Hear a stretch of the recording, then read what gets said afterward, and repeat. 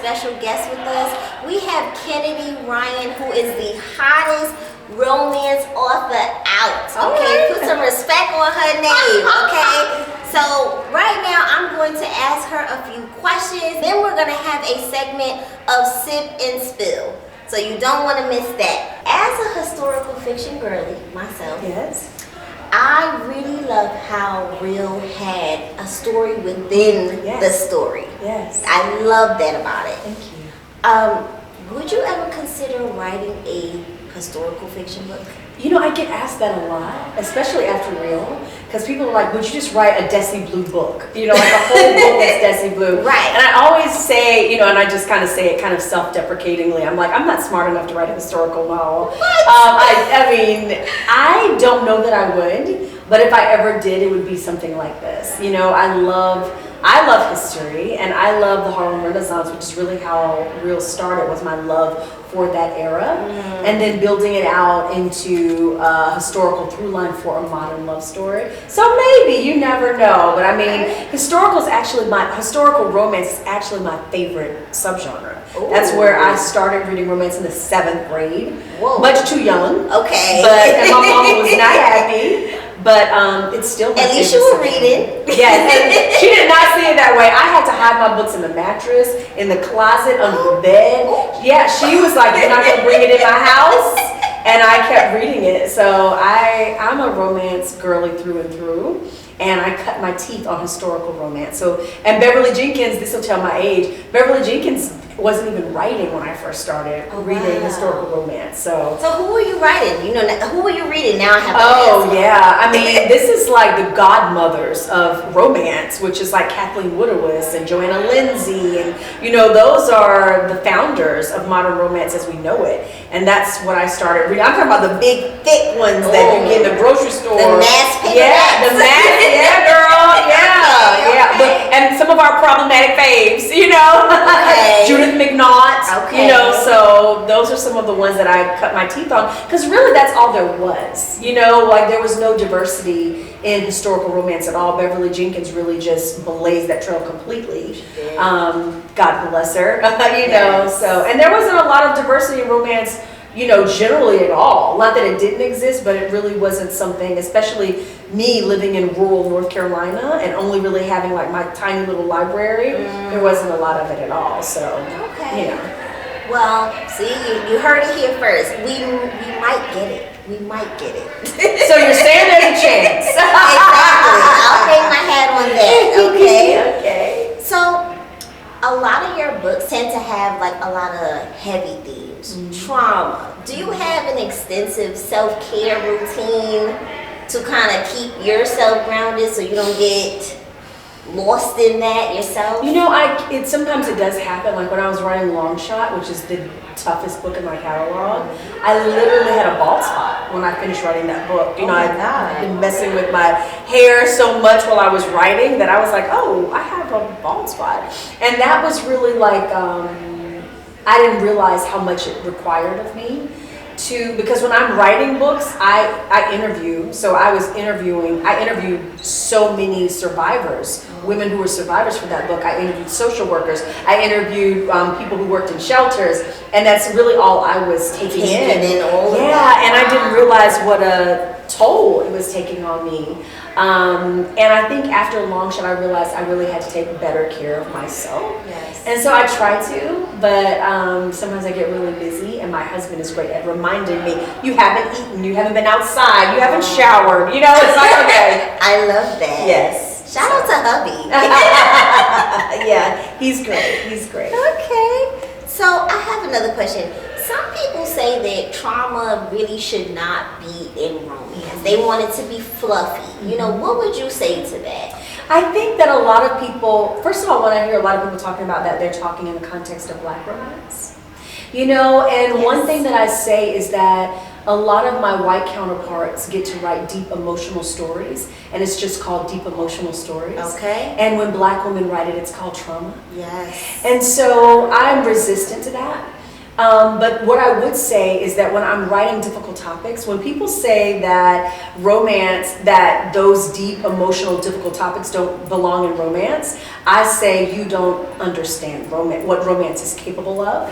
For me, and I say this all the time, romance is the safest genre landscape to have difficult discussions because we're guaranteed joy at the end. It's hard right here. We're going through all this. This woman, and it's usually a woman, this woman is guaranteed a happily ever after. She is guaranteed joy. And especially when I'm writing black and brown women, our outcomes in real life are sometimes not always joyful, or people project that they won't be.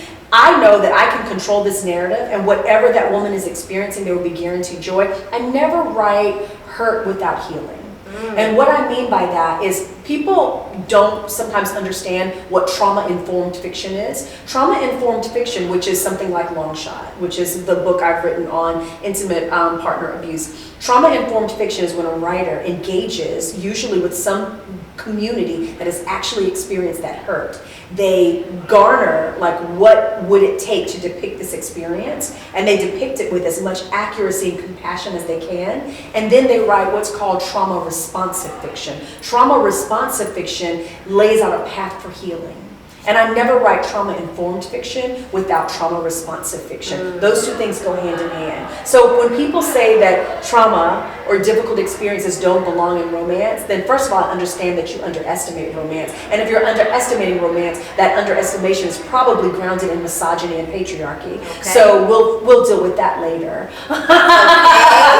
You know, so. I heard that.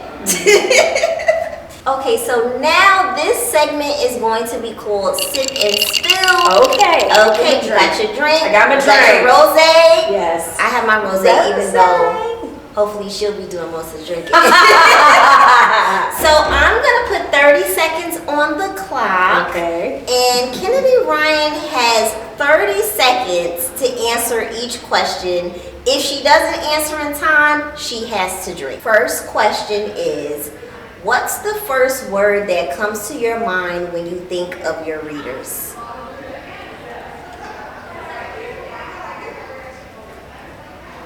Loyal. Oh, okay. That was quick. That was quick, y'all. If you could cast any actor as Canon and Real, who would it be? Aldous Hodge. Ooh. So you maybe I'm giving it a little thought. So you thought about this.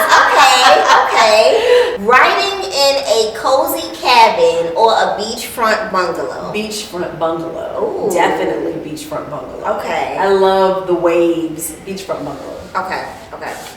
What's one thing you want readers to take away from reading your work? I want women to take away from reading my work that they are deserving of outrageous, unconditional love. Yeah, that's the thing. That's like one of the themes for my books. That women, you are worthy of outrageous, unconditional love, and do not settle. I love that. I love that. Okay, what's the last book you read by a black romance author that you would recommend? There have been a few this year, but the one that I have been recommending probably the most is A Love Song for Ricky Wilde by Tia Williams. And I think that's very appropriate because that is a Harlem, that has Harlem vibes. Yes. Real has Harlem vibes. So that's the one I'll say is, and Tia and I are really good friends. A Love Song for Ricky Wilde by Tia Williams. Okay, I love that. Who would you say was your biggest literary influence? A few.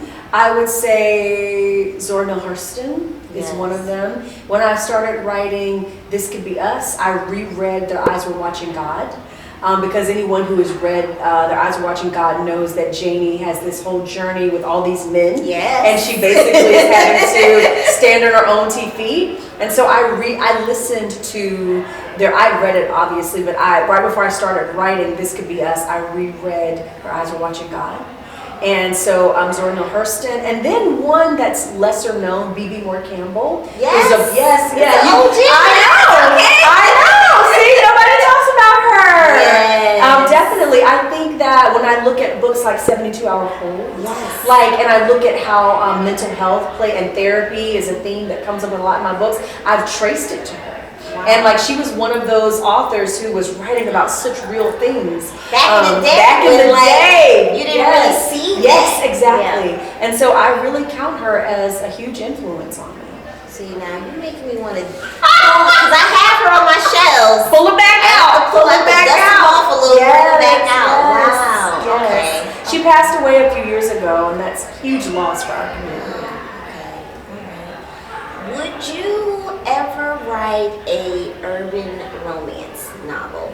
I don't know. I mean, I'm open to anything. Okay. But I think that what I write is what feels most fit for me. Okay. You know, which is contemporary romance. Okay. It's the same as like with historical fiction or historical romance. I don't know that it's the best fit. Okay. And I don't know that it would feel the most natural. But I'm open to writing just about anything. So we'll see. Maybe. Okay. Okay. Yeah. Well, listen. I did terribly because she did not have to drink. So now I just go drink because I want to. Yes, okay. And we'll cheers to that. Yes. Okay? That. Thank you so much, Kennedy. This has been great. Such a pleasure. I hope you guys have enjoyed. And I will catch you guys in the next one. Bye.